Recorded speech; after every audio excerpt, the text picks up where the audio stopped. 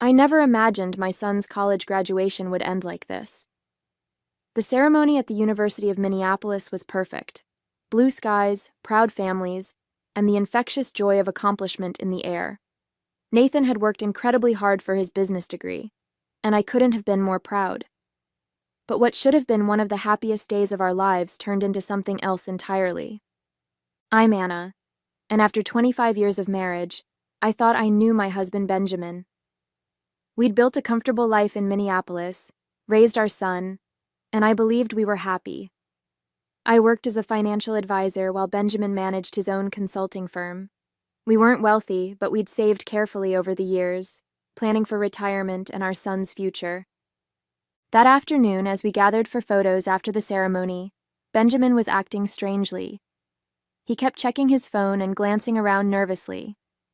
His assistant Rebecca was there too, officially to help coordinate the celebration dinner, but something about her presence felt off. She was young, probably around 30, and had been working for Benjamin for the past 2 years. The moment came during the celebratory champagne toast. Benjamin stood up, champagne glass in hand, and I expected him to say something touching about Nathan's achievement. Instead, he cleared his throat and announced, "I have something important to share with everyone." The way he said it made my stomach drop. I'd seen that look before. In my line of work, I'd watched countless people try to hide their nervousness before making life-altering decisions. "I'm leaving," he continued, his voice steady but cold. "Rebecca and I are in love, and we're starting a new life together. I've already transferred our savings to ensure our fresh start." The silence that followed was deafening. Nathan's face went pale, and our guests shifted uncomfortably in their seats. Rebecca stood there with a triumphant smile, her hand resting possessively on Benjamin's arm. But instead of the shock and devastation Benjamin clearly expected, I felt strangely calm. Maybe because I'd seen this coming months ago. Maybe because I'd already prepared for exactly this moment. I reached for my purse, feeling the weight of the envelope inside. 3 months earlier, I'd noticed the first red flag when reviewing our joint accounts, a series of unusual transfers and expensive hotel charges. As a financial advisor, I'm trained to spot irregularities, and these weren't just random splurges. They followed a pattern. The charges always appeared on days when Benjamin claimed to be working late. Minneapolis isn't that big of a city, and the same hotel name kept showing up. The Marquette, downtown, just 2 blocks from his office. Always on Wednesday nights. Always the same suite. I didn't confront him immediately. Instead, I started digging deeper. Working with numbers for 20 years had taught me patience and precision. I tracked every transaction, every receipt, every suspicious movement in our accounts. The evidence mounted steadily. Dinner reservations for 2 at expensive restaurants, jewelry purchases from Tiffany's, and first-class plane tickets to Caribbean destinations I'd never heard about. Then came the offshore account transfers. Benjamin thought he was being clever, hiding money in a Cayman Islands account. But he'd forgotten one crucial detail. I'd handled our taxes for the past 15 years. I knew every legitimate account, every investment, every penny we'd saved together. These new transactions stuck out like neon signs. The final confirmation came from my friend Laura in HR at Benjamin's firm. She'd called me, voice hesitant, one afternoon in March. "Anna, I think there's something you should know," she'd said. "Rebecca just filed for a transfer to your husband's new satellite office in Bermuda." That was when I knew. Benjamin wasn't just having an affair. He was planning an escape. The pieces fell into place. The hidden money, the secret accounts, the planned announcement. He'd chosen Nathan's graduation deliberately, thinking the public setting would prevent a scene. What he didn't know was that I'd already contacted my lawyer, Patricia. Together, we'd spent weeks preparing everything: the divorce petition, the asset freeze, the tax fraud evidence. I'd quietly moved our savings into a separate account, documented every suspicious transaction, and gathered proof of his affair. I took another sip of champagne, watching Benjamin's smug expression as he finished his announcement. He thought he had orchestrated the perfect exit. He had no idea that I was about to reveal my own carefully planned surprise. After Benjamin's announcement, Rebecca had the audacity to wave a first-class ticket in front of everyone. "Our flight to Bermuda leaves tonight," she gloated, her voice dripping with satisfaction. "We've already found the perfect beachfront property with your savings." The room erupted in shocked whispers. I could see Nathan's hands trembling with anger, his graduation cap still perched on his head. Our friends and family shifted uncomfortably in their seats, unsure whether to leave or stay for what promised to be an explosive confrontation. Benjamin turned to me, his expression a mixture of triumph and pity. "I've left you enough for a few months' expenses," he said magnanimously. "I think that's more than fair, considering—" "Considering what?" I interrupted, my voice steady. "Considering that I helped build your consulting firm from scratch, that I managed our finances while you focused on your career, or considering that I've known about your plan for months?" His smile faltered slightly. Rebecca's hand tightened on his arm. "What do you mean you've known?" she demanded, her confident facade cracking just a bit. I reached into my purse and pulled out the thick manila envelope I'd prepared. "You know, Benjamin, for someone who prides himself on attention to detail, you really should have been more careful with your email password. The one you've used for 20 years, Nathan's birthday? Not very original." The color began to drain from his face. I could see him mentally calculating, trying to remember what emails might be in that envelope. "Your plan was clever, I'll give you that," I continued, standing up to face him directly. "Setting up the Bermuda account, planning this announcement for Nathan's graduation where you thought I wouldn't make a scene. But you forgot something crucial about me." "And what's that?" he managed to ask, his voice slightly hoarse. "I don't just manage our family's finances. I do this for a living. Did you really think I wouldn't notice the transfers? The hotel charges? The secret account in the Caymans?" I smiled, enjoying the way his eyes widened with each revelation. "Or maybe you thought Laura in HR wouldn't tell me about Rebecca's transfer request to your new Bermuda office." Benjamin's hands were shaking now. Rebecca had taken a step back, her triumphant smile replaced by uncertainty. "Here," I said, holding out the envelope.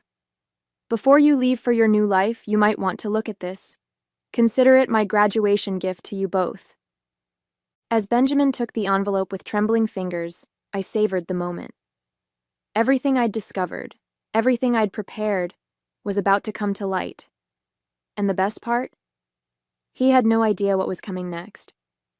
Benjamin's hands trembled as he opened the envelope. I watched with quiet satisfaction as he pulled out the stack of papers, his eyes widening as he scanned the first page. The divorce petition, already filed and stamped, seemed to mock his carefully laid plans. What the hell is this?" he stammered, looking up at me with disbelief. I took another sip of champagne, savoring its crisp taste. "Oh, just some light reading before your romantic getaway," I replied sweetly. "You might want to pay special attention to page 3. Rebecca peered over his shoulder, her perfectly manicured nails digging into his arm as she read. The bank statements showed our joint account's current balance, 0. Every penny had been legally transferred weeks ago to an account solely in my name. "You can't do this," Benjamin sputtered, his face reddening. "That's our money." "Our money?" I interrupted, raising an eyebrow. "You mean the money you were planning to steal? The money you've been slowly siphoning into offshore accounts?" I gestured to the next set of documents. "Speaking of which, the IRS is very interested in your creative accounting methods." The color drained from his face as he flipped through the papers. Hotel receipts, restaurant bills, email printouts detailing his affair with Rebecca, including their plans for this very announcement. Each page was another nail in the coffin of his escape plan. Nathan stood beside me now, his graduation gown rustling as he moved closer. "Dad," he said, his voice thick with emotion, "you were really going to do this? Today of all days?" Benjamin couldn't meet our son's eyes. Instead, he frantically shuffled through the remaining papers until he reached the court order freezing his assets. His hands shook so badly he nearly dropped it. "Everything's frozen," I explained calmly. Your personal accounts, your business accounts, even that lovely little nest egg you thought you'd hidden in the Caymans. My lawyer's quite thorough." Rebecca's triumphant smile had completely vanished. "Babe, what's happening? What does she mean everything's frozen?" I turned to her with mock sympathy. "It means, dear, that your sugar daddy is officially broke. Well, not broke exactly, just unable to access any of his money. I hope you kept your return ticket because it looks like that beachfront property in Bermuda might have to wait." The gathered guests watched in stunned silence. My friend Laura, who had helped expose their plan, tried unsuccessfully to hide a smile behind her hand. Benjamin's younger brother Thomas shook his head in disgust while his wife Catherine whispered, "Good for you, Anna." "You've ruined everything," Benjamin hissed, his facade of control completely shattered. I stepped closer, lowering my voice so only he could hear. "No, you ruined everything the moment you decided to betray our family. I'm just making sure you face the consequences of your choices." The stack of papers slipped from his grasp, scattering across the floor like fallen leaves. Rebecca scrambled to pick them up, her face flushed with humiliation as she realized their perfect plan was unraveling in front of everyone. Benjamin's composure crumbled as he reached the final document, a formal letter from his company's board of directors. His hands gripped the paper so tightly it crumpled at the edges. The letter detailed an immediate investigation into his relationship with Rebecca, citing potential abuse of power and misuse of company resources. "You went to the board?"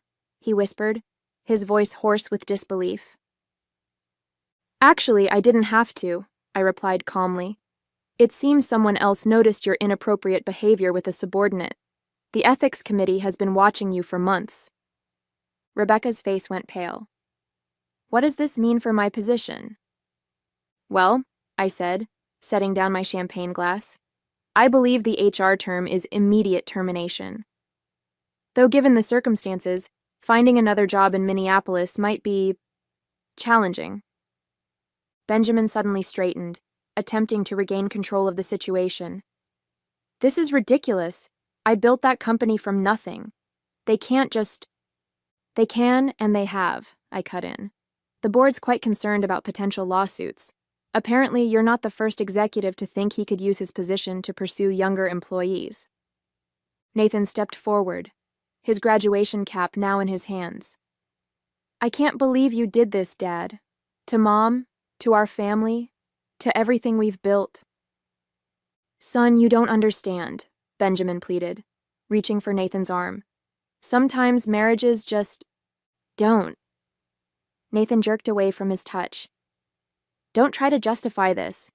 You were going to steal Mom's savings and run away with your assistant on my graduation day. I understand perfectly."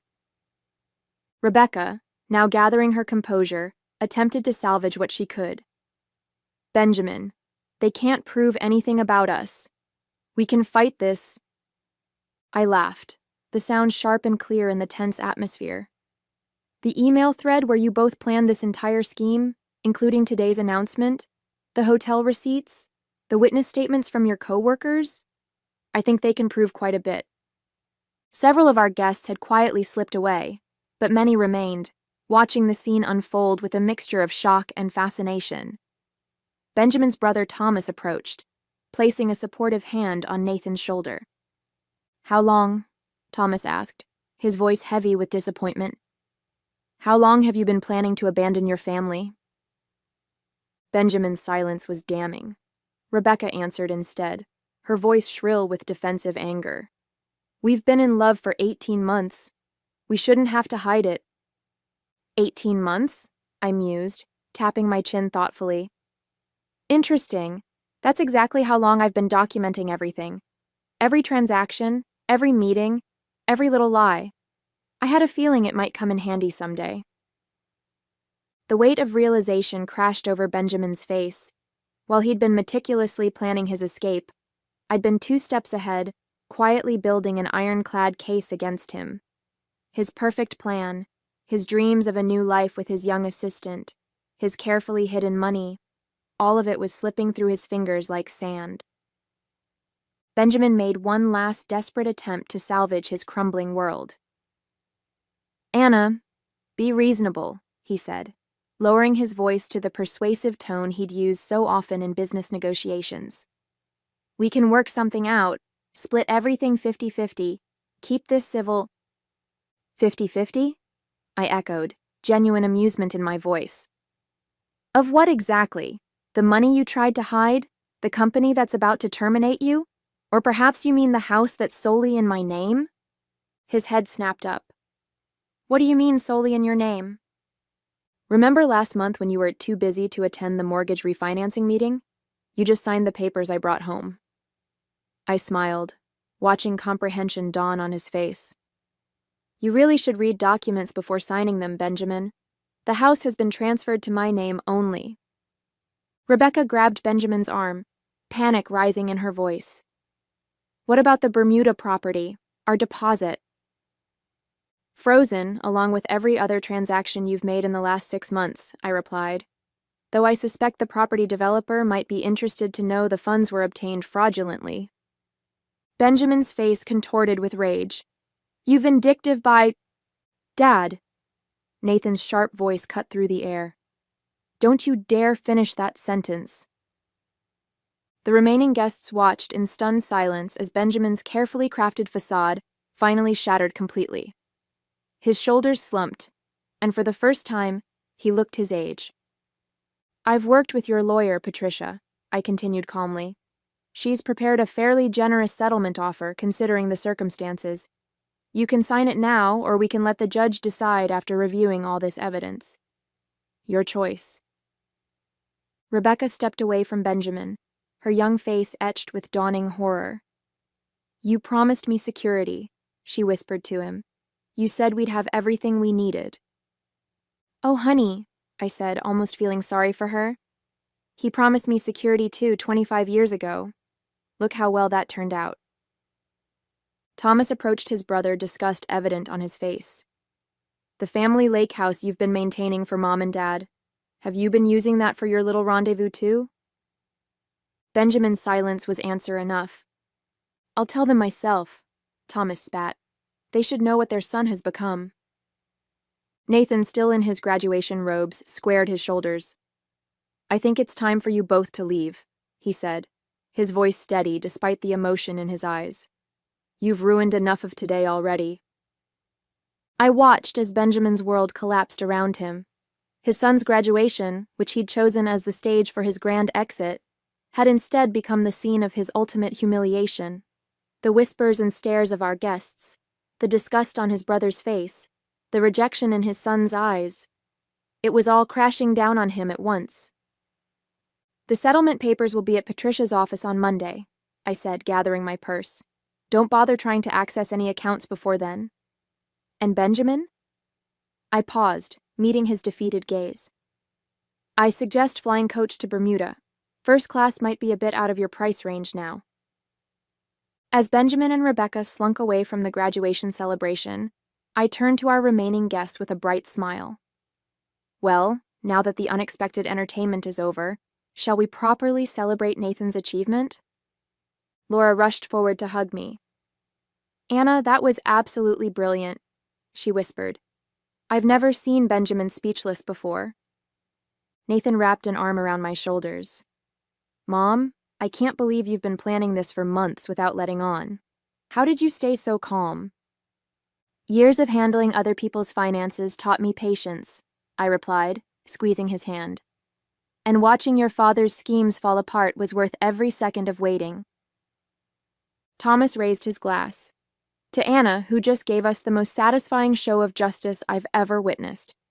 And to Nathan, whose graduation will certainly be remembered for years to come. The remaining guests laughed and clinked their glasses. The tension in the room dissolved into a celebratory atmosphere, as everyone gathered around to congratulate Nathan properly. Catherine, Thomas's wife, pulled me aside. That letter from the board? You timed everything perfectly, didn't you? I smiled. The ethics committee had been building their case for months.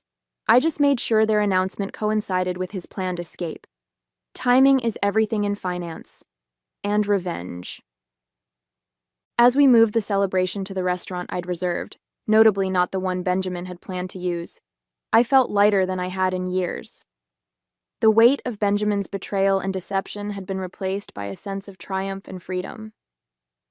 Nathan leaned over and whispered, "Best graduation gift ever, Mom." 2 weeks later, I sat across from Patricia in her downtown Minneapolis office, reviewing the final divorce settlement. Benjamin had signed everything without protest, the fight completely drained from him after our graduation day confrontation. The company's ethics investigation had revealed even more than I'd uncovered.